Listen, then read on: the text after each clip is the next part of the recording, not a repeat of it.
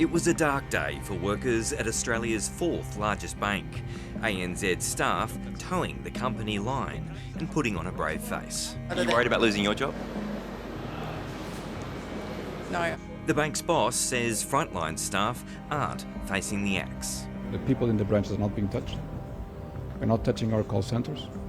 We're not touching, for the most part, our complaints management team. Nuno Matos wants a leaner operation to improve risk management and insists jobs aren't being lost to AI. This is not about profits. This is what we need to do for a brighter company, for a better company. This is not, as the new CEO, Nuno Matos calls it, a flagging bank. Since when is a $7 billion profit flagging and failing as a bank? 3,500 jobs will go by next September, around 8% of its global workforce. Another 1,000 contractors will also be axed.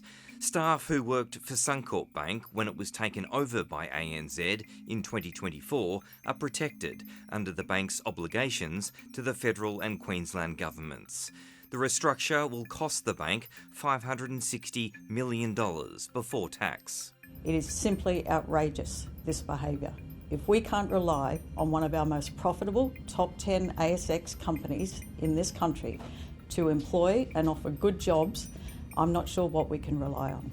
The Financial Services Union said staff in Melbourne are predominantly in the firing line. The union says 800 workers will find out if their jobs are going this week, while the ANZ's boss says he expects most of the job cuts will be done by early next year. Our members are absolutely distraught. Many of them found out this morning while they were at home making the kids sandwiches for school or on their commute to work. They got their news feed on the phone. I don't think that's true. It's not the first time staff have been caught off guard by management. Some staff recently facing redundancy received an automated email before getting a tap on the shoulder. I publicly came and I apologise, first to the employees and second publicly. So I regret a lot. It's an unacceptable mistake.